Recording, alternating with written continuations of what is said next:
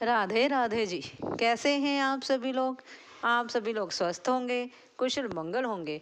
आप सभी के स्वास्थ्य और कुशल मंगल की कामना मैं ईश्वर से करती हूँ कि आप सभी लोग स्वस्थ रहें और कुशल मंगल रहें। चलो आज हम बात करते हैं ईश्वर की कृपा की, उनकी करुणा की। एक व्यक्ति था जो कि अपना शारीरिक संतुलन खोने के कारण गिर जाता है और उसके ना बहुत सारी ही चोटें लग जाती हैं। और कुछ चोटें उसको इस प्रकार से लगती हैं जैसे कि उसकी हड्डी टूट जाती है, जिसके कारण वह बिस्तर पर पड़ा हुआ करला रहा होता है। अपने दुख के कारण, अपनी पीड़ा के कारण, असहनीय पीड़ा के कारण वह दुखी होता है और दर्द में वह ईश्वर को याद कर रहा होता है और कहता है, हे ईश्वर। वह अपने कठोर शब्दों में इस प्रकार से कहता है, हे ईश्वर, या तो मेरी पीड़ा ठीक कर दो या मुझे उठा लो। क्योंकि जब हम भी परेशान होते हैं इसी प्रकार से हम भगवान को कहते हैं, हे ईश्वर उठा लो मुझे, ये मेरी पीड़ा इतनी क्यों दी है, मुझे उठा लो। इस प्रकार से वह बिस्तर पर पड़ा पड़ा भगवान को याद कर रहा था।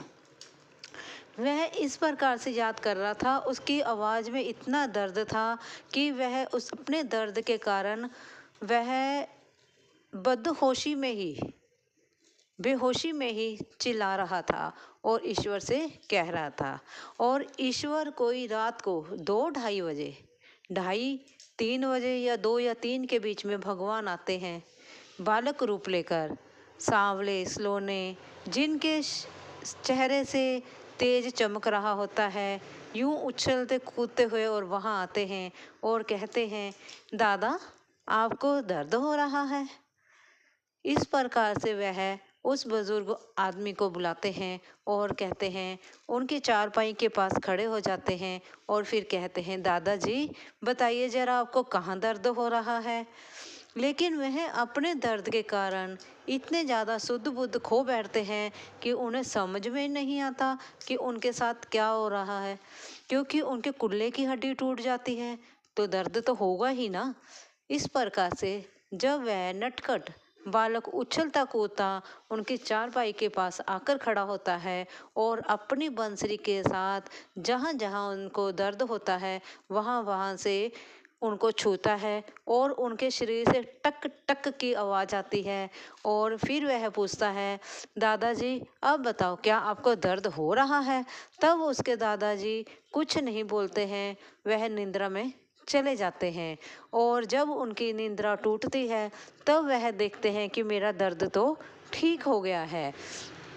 तब वह उनको थोड़ी शुद्ध बुद्ध आती है और वह बोलते हैं कि वह बालक कहाँ गया। वह ढूंढ रहे होते हैं कि वह बालक जो मेरे सपन में आया था, क्या वह सपन में आया था कि सच में आया था। इस प्रकार से करते करते वह जो बालक है वह देखते हैं आसपास में कोई भी नहीं होता है और वह जो है इधर उधर देखता है, कुछ नज़र नहीं आता। लेकिन वह यह महसूस करते हैं कि उनको दर्द नहीं हो रहा है, क्योंकि वह दर्द तो कृष्ण भगवान जी ने छू मंतर कर दिया है।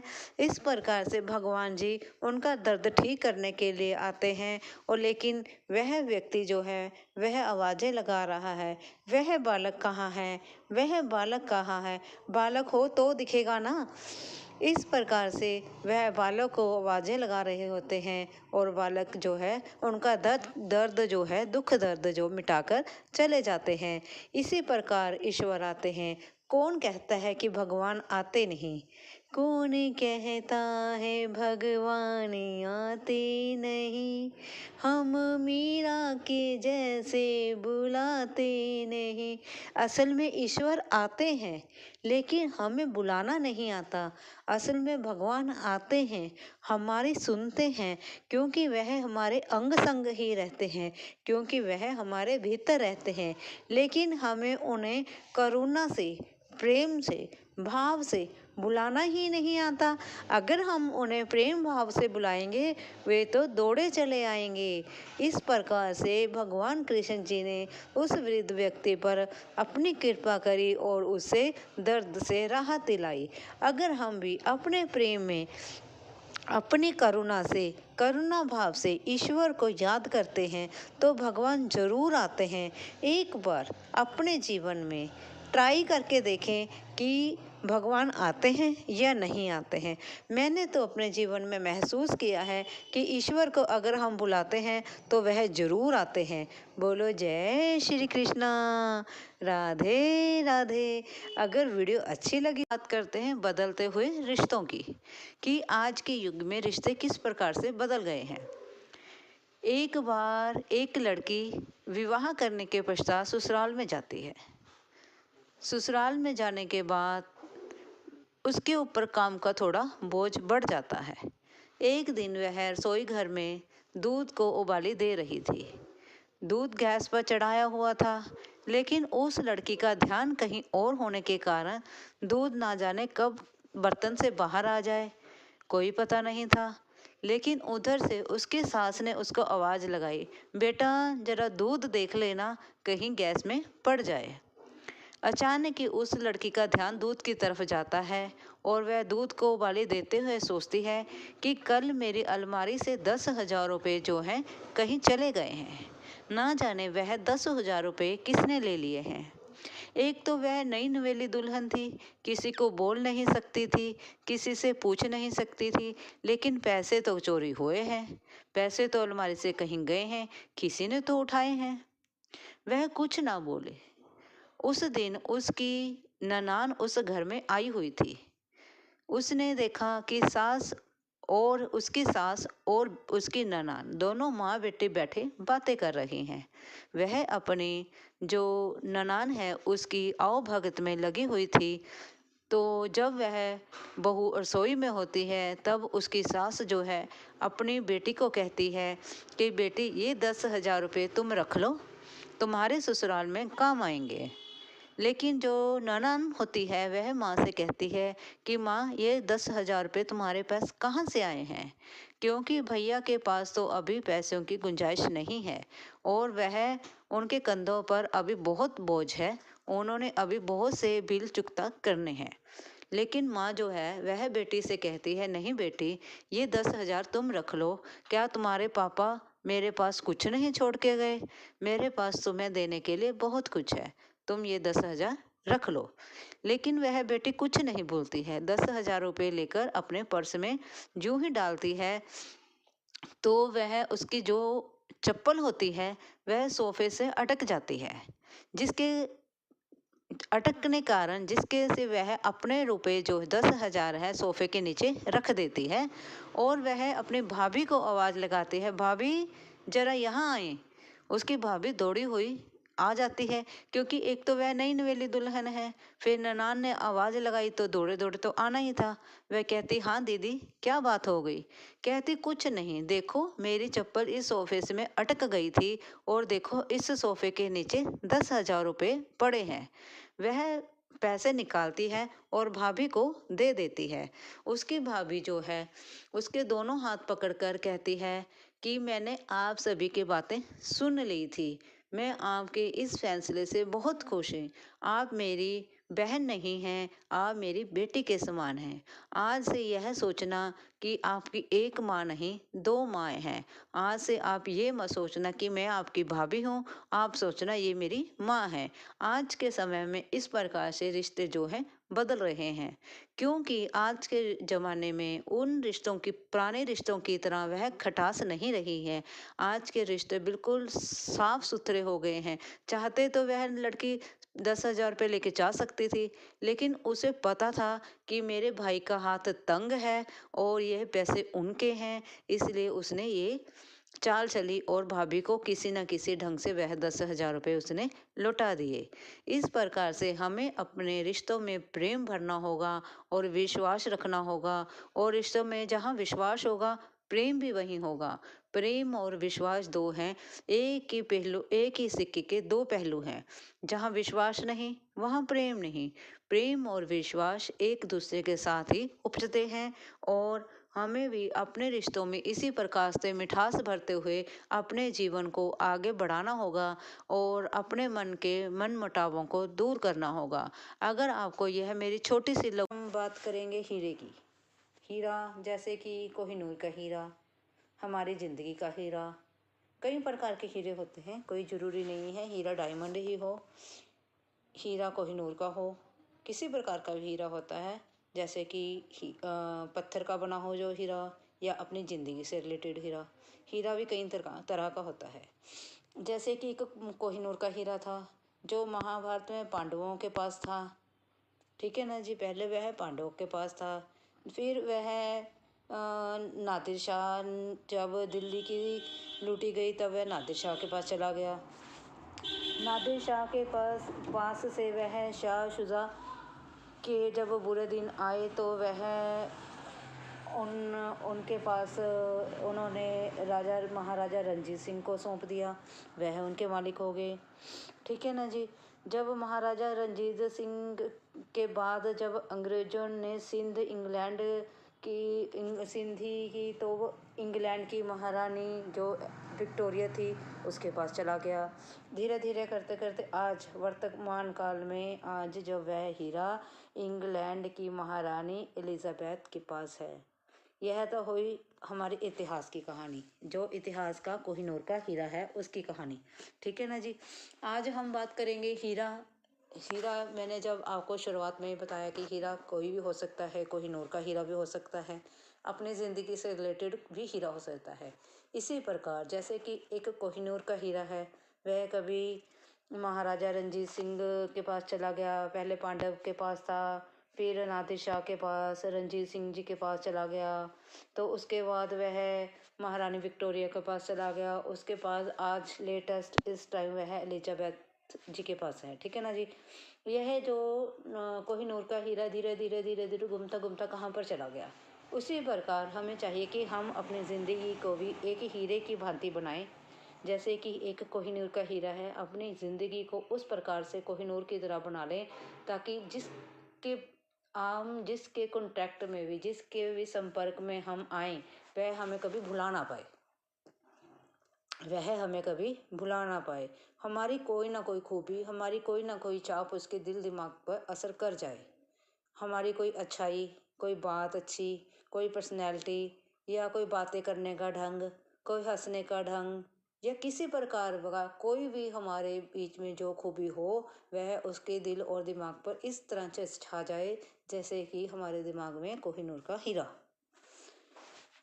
कोहिनूर का हीरा जो है वो एक, मतलब कि हम कहते हैं हार्डवेयर जैसे कह देते हैं हम कंप्यूटर की भाषा में, वैसे एक चीज़ है जिसको हम उठा के यहाँ से यहाँ रख सकते हैं। लेकिन हमारे ज़िंदगी में जब हम अपने लाइफ में, अपने लाइफस्टाइल में जब हम चेंजेस करेंगे, उसको एक हीरे की भांति बनाना चाहेंगे, तब उस चीज़ को हमारी को कोई भी किसी प्रकार की इधर भी ट्रांसफ़र नहीं कर सकता, यहाँ से वहाँ नहीं कर सकता। वह हमारी ज़िंदगी की जो अच्छाई है हमारी लाइफ में ही रहेगी। हमारी ज़िंदगी की वह अच्छाई ना जाने कितने लोगों को प्रभावित करेगी, और उस अच्छाई के ज़रिए कितने ही लोग हमसे प्रभावित होकर हमारे जैसा बनना चाहेंगे। कोई तो खूबी हो हमारे अंदर जिसको देखकर कोई हमारी तरफ अट्रैक्टिव हो, हमारे जैसा बनना चाहे, उसे लगे कि ये कितना अच्छा बोलते हैं, इनकी आवाज़ में कितनी मिठास है, उनके मिठास अपनी आवाज़ बानी में मिठास को ले, है ना जी। इसी प्रकार हमारे अंदर कुछ ऐसी खूबियाँ होनी चाहिए, कोई सेवा करने की खूबी, कोई बोलने की खूबी, कई तरह की खूबियाँ होती हैं, किसी को पढ़ाने की खूबी, कोई सेवा करने की, किसी प्रकार की किसी तरह की खूबी ऐसी अपनी ज़िंदगी में हम ऐसी ज़िंदगी में अपनी में ढाल लें कि कोई ना कोई ज़िंदगी में कोई ना कोई, जिससे हम ज़िंदगी में दिन में हम पता नहीं कितने 50 लोगों से मिलते हैं, उन 50 लोगों में कोई एक इंसान हो जो हमारे व्यवहार से, हमारे व्यक्तित्व से इतना प्रभावित हो जाए कि वो हमें कभी भूल ना पाए। अगर आप भी अपनी ज़िंदगी में कोई एक अच्छी चीज़ इस प्रकार से ढाल लेते हैं तो मुझे लगेगा कि यह मेरी एक वीडियो बनानी सफल हुई। अगर आपको मेरी वीडियो बात करते हैं एक राजा की। एक राजा अपने राज्य में एक बार सोचता है, क्यों ना मैं राजा होने का फर्ज निभाऊं और मैं 100 अंधे लोगों को भोजन में खीर खिलाया करूंगा। इस प्रकार से निर्णय करता हुआ वह अपने राज्य में घोषणा कर देता है कि राजा कल अपने राज्य में 100 अंधे लोगों को खीर खिलाएगा, जिसके लिए तैयारी शुरू हो जाती है। दूध मंगाया जाता है, चावल मंगाए जाते हैं, सब कुछ मंगवाया जाता है। लेकिन दुर्भाग्य से ऐसा होता है कि दूध जो है उसमें जो सांप है वह अपना मुंह डालकर चला जाता है, जिसके कारण वह दूध जो है वह विषैला हो जाता है। लेकिन किसी को ही नहीं पता चलता कि दूध में तो सांप ने मुंह डाल दिया है। उसी दूध से खीर बन जाती है। तो राजा जो है 100 अंधे लोगों को खीर खिलाता है। वही 100 लोग अंधे जो होते हैं वह मर जाते हैं। राजा देखता है मैंने तो अच्छे कार्य के लिए खीर बनवाई थी, लेकिन यह 100 अंधे लोग जो मर गए हैं इसका पाप मेरे सर हो गया है। इतना सोचते हुए वह बहुत ही पश्चाताप करता है और अपना राज्य छोड़ के जंगल की तरफ निकल जाता है। जब वह जंगल की तरफ निकल जाता है तो जंगल में चलते चलते वह किसी गांव के नज़दीक पहुंच जाता है। और गांव के नज़दीक पहुंचने पर वह गांववासी जो है एक चौक में बैठे होते हैं, वह उनसे पूछता है क्या यहाँ पर कोई ऐसा घर है जहाँ के लोग साधु सेवा करते हों या धर्म पूजा करते हों। मैं उनके पास एक रात ठहरना चाहता हूँ। तो वहाँ चौक में जो लोग बैठे होते हैं वह कहते हैं हाँ, अंदर एक कुटिया है जिसमें 2 बहन भाई रहते हैं। दोनों ही अत्यंत बहुत ज़्यादा ही पूजा पाठ करते हैं। आप चाहे तो उनसे पूछकर वहाँ पर रह सकते हैं। राजा आगे चला जाता है। कुटिया के पास जाकर वह उनसे पूछता है क्या मैं आपके यहाँ एक दिन के लिए ठहर सकता हूँ। वह बालक कहते हैं जरूर राजा जी, क्यों नहीं। वह उनकी कुटिया में रह जाता है। रात हो जाती है। राजा भी सोने चला जाता है। वह लड़की जो होती है वह सुबह सूरज उगने से पहले ही समाधि समाप्त कर कर भोजन तैयार करने के लिए चली जाती है। उसी प्रकार से वह सुबह उठी, लेकिन उसने उस दिन समाधि सूरज निकलने पर नहीं छोड़ी। वह कुछ उसे विलंब हो गया और उसे समय लग गया। उसका भाई आता है, कहता है क्या बात, आज आपने आज समाधि बहुत लंबी कर दी। वह लड़की कहती है मैं क्या कर सकती हूँ, ऊपर यमराज के यहाँ कुछ विषय पर चर्चा हो रही थी कि किसी गांव में एक राजा ने खीर बनवाई और वहां पर 100 अंधे लोग जो है वह खीर खाकर मर गए।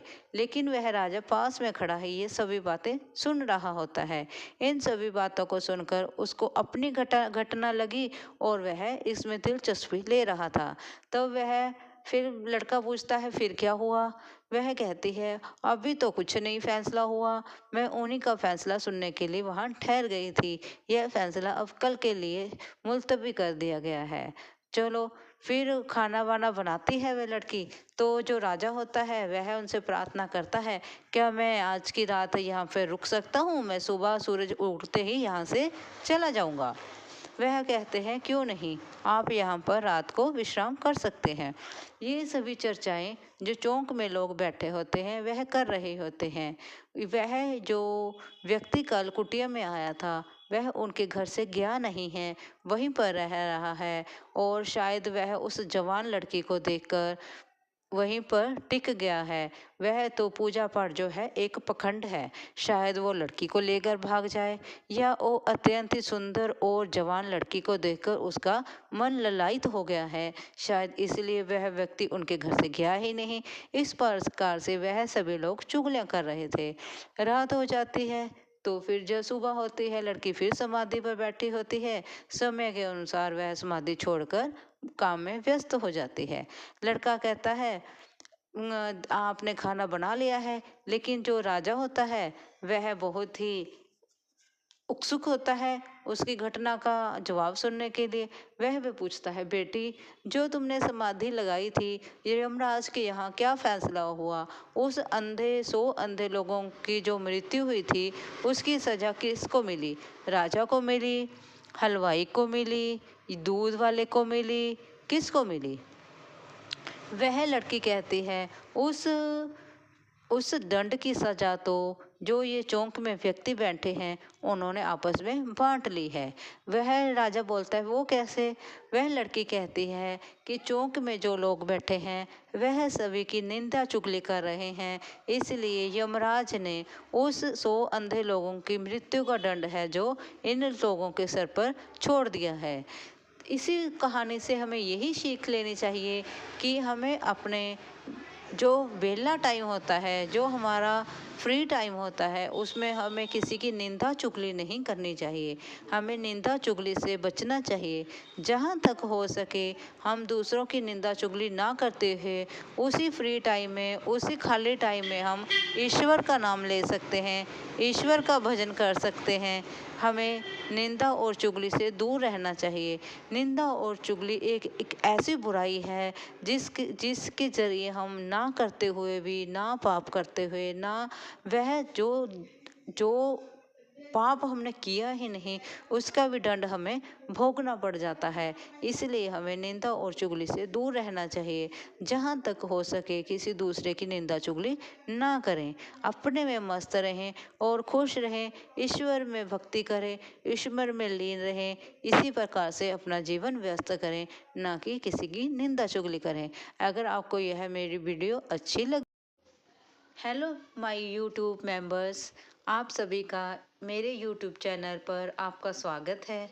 मैंने आप सभी के लिए मेंबरशिप ऑन कर दी है। आप चाहें तो मेरी मेंबरशिप भी ले सकते हैं। और मैंने अपनी वीडियो में कुछ आर्टिकल्स के लिंक डाले हैं।